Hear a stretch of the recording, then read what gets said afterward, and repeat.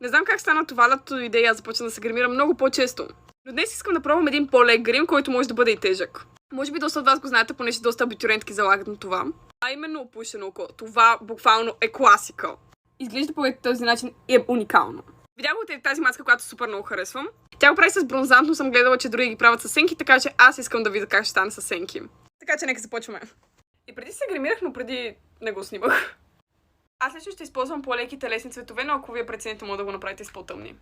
Нанасям първо отгоре на клепаче, като го издължавам. И след това нанасяме отдолу.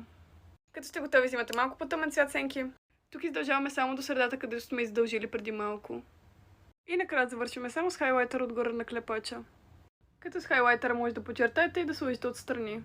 Сега дърпам една очна линия, да оправя малко грима и ви показвам резултата. Добре, готови ли сте за резултата? Пау!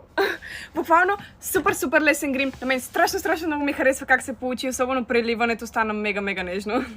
Не знам, изключително много ми харесва как съм го направила, не съм гримьор, изобщо не се занимавам с такова нещо професионално, но много ми харесва как е станало. Ако някой реши да го направи, може да ми го прати в Instagram и най-хубавите, които на мен ми харесват, ще ги кача на стори и ще ви тагна. Дайте мнение от 1 до 10 в коментарите и харесайте и последвайте за още такива видеа.